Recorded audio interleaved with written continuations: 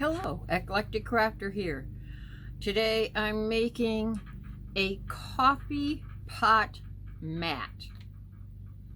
It's like placemat, only I'm putting it's for my coffee pot to sit on. Literally the big pot. They dribble it everywhere and it drives me nuts. Recently I showed you how I make my customized fabric, and that's what I'm using today. So I cut a backing out of just some scrap from a quilt. Doesn't matter what it is. I'm not planning to show the outside. I grabbed a piece of batting, also another scrap. I'm going to stitch that in. So first I'll go across it sewing on this. I'm going to have to put a piece of tape. You know what I think I'm going to do? I'm going to grab one of my, if I can get it to come out. I have these pre-cut for my mat, or I'm sorry, for my hoop. I'm thinking of this. My brain doesn't shift gears as fast as it used to. Now I went around already. Let's not cut the fingers off. There. Now I have something to, because I don't know about you. I know there's a lot of people that can do it and not have a problem, but I have a problem every time. So now I'll take it without the backing. I will take these two pieces and I can quilt this real fast on the machine, and then I'll trim that up to meet. But what I did was I took a ruler and I made sure that all around the sides from that line was a 1/2 inch. And I did it layered, the backing and the top, so that all of it was cut at once. And I know that that's going to work now. So I will get this quilted, and then we're going to sew our back to it. I'm not quilting the back because I'm going to make it like a pocket and turn it inside out. And then I'll just top stitch the edge. So I'll see you at the sewing machine. Hopefully I'm well in camera. I no longer have one where I can see it on the screen turned towards me, so come on. It's just awful when the eyes go. I am putting a blue backing on this simply because that's what I had laying around. It's just to go under my coffee pot, so do I really care? No! And I'm not chopping up my beautiful fabric for it. I'm going to quilt the top of this real fast. Just a little bit of zip-zap. Oh, I just realized I still had that. This was as close as a Teflon foot as I could get for this machine in my supplies. So, what is this? Ooh, that is a massive foot. I'm going to use that one. I bet I have never used that foot. The thing about this machine is there's no foot release here so you have to just fit it in. And it works. It's not difficult. I did decide I would like to sell this machine.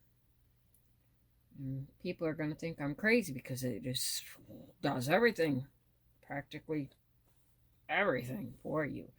But there is something. Oh, I've decided I want to get an Elna machine. And it's because I can. This one will sew through just about everything. It has a very strong motor. But my sister-in-law gave me a ton of, doggone it. Okay, it's back there. A ton of upholstery leather. It's upholstery weight leather. I'm just going to do a nice simple little get her done, stitch it down kind of thing. I'm getting, feel like free motioning, so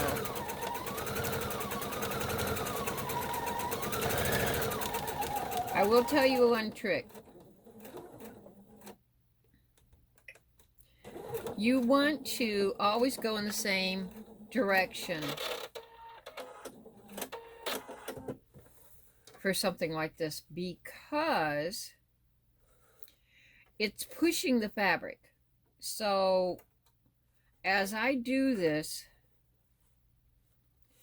it's going to push this fabric this way. If I go down here, turn, and go this way, I'm going to end up with crinkle lines in between.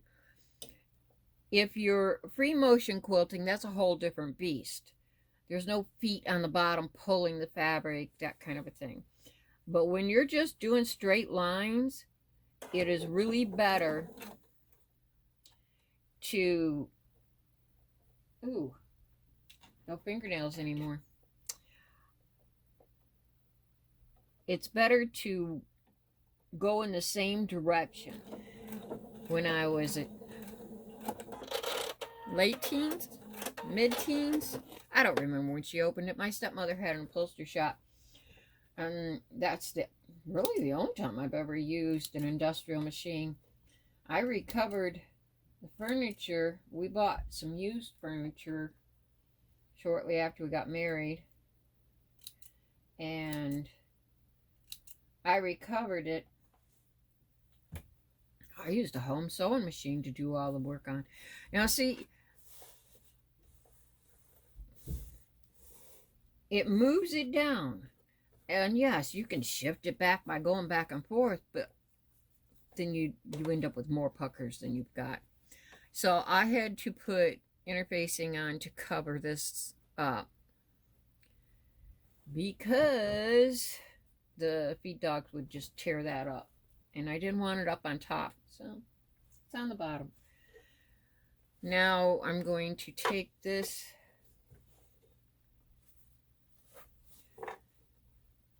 like I said, just a real simple slap it together kind of thing.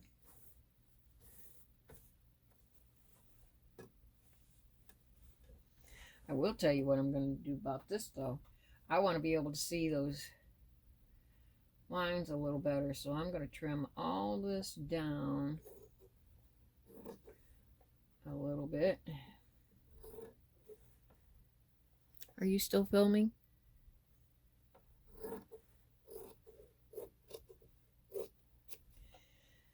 Yeah, I uploaded. I don't know why I bother. I uploaded a video. I try to do it every Wednesday morning, 8 a.m. Just trying to be consistent with something. And usually I go in there and watch it. I've been up since 5:30. I don't sleep well. Anyhow, I didn't this today. I am probably the majority of my own views. That's what it feels like sometimes, and I just thought, yeah, why bother? It gets watched, it gets watched. But after I read my emails, I do open it up and I'll stay. I may have to clip this. It doesn't want to stay in place. I don't usually bother with that kind of stuff. Fine, you win.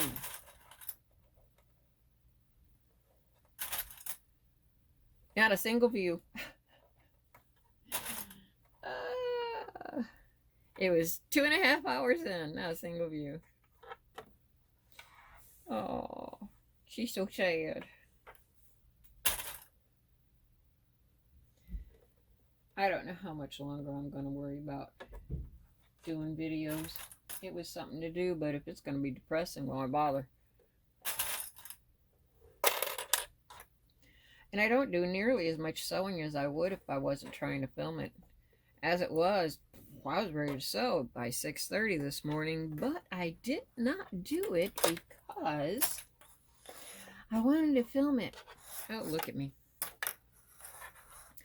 And I wasn't prepared to go on camera. All right.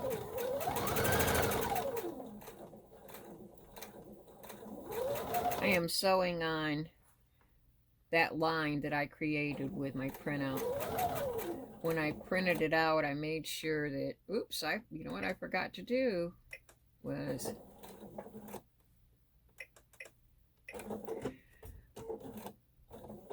make it stop down. I hope my next machine has that feature. I am looking at, I discovered recently that Elna and Janome are made by the same manufacturer. So, now they are. They didn't used to.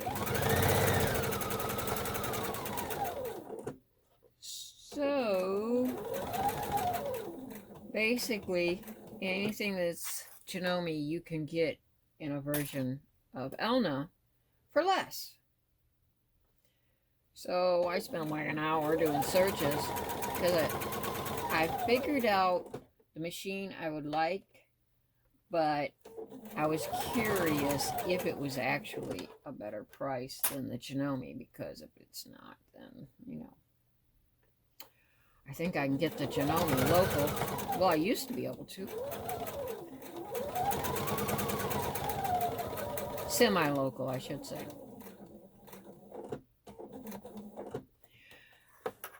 So I did a search on that, and as close as I can figure, the Elna Excellence 770 is equivalent to the, what was it, 9400? 9500? I don't remember. It's a 90-something hundred. QCP. Now, I used to own the 7700 QCP, and it was a workhorse. But those machines are heavy. This one will even be heavier, so not getting better there. But I decided that what I was going to do was just eliminate most of my machines. I'll get rid of this one. I'll get rid of my Juki, and I'll just have that, put it in the center of this table, because my thing is I like to shove them back and work on the table here. So what I thought is, if I moved it to the center, then I could just roll my chair down and still have a little space for doing this kind of a thing.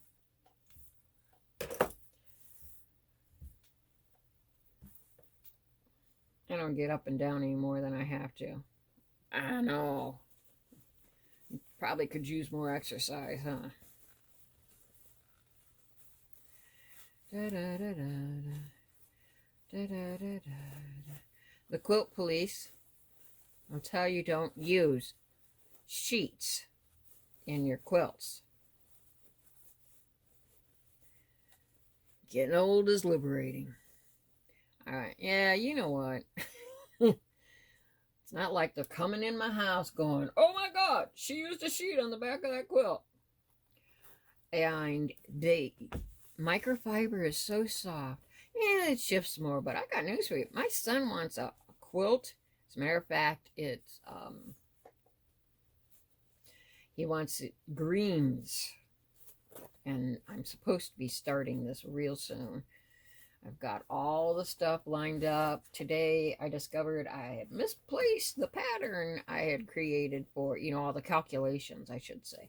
I've got the picture of the pattern, because after I drew it all out, I got ambitious and got on my computer and created it, just like in Publisher or some such thing, with some squares and stuff.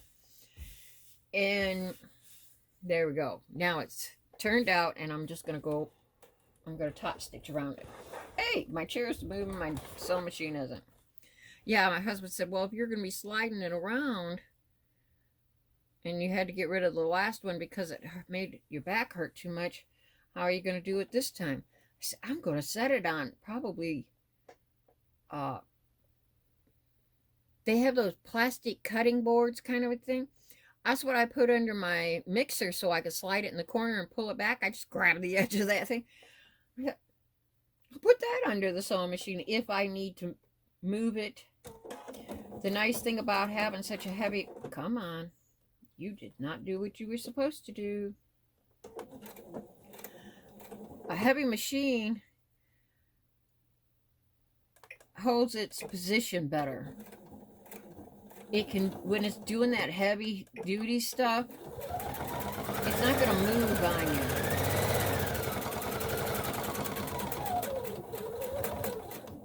you. I mean, be honest, this one's not exactly the lightest thing I've ever had.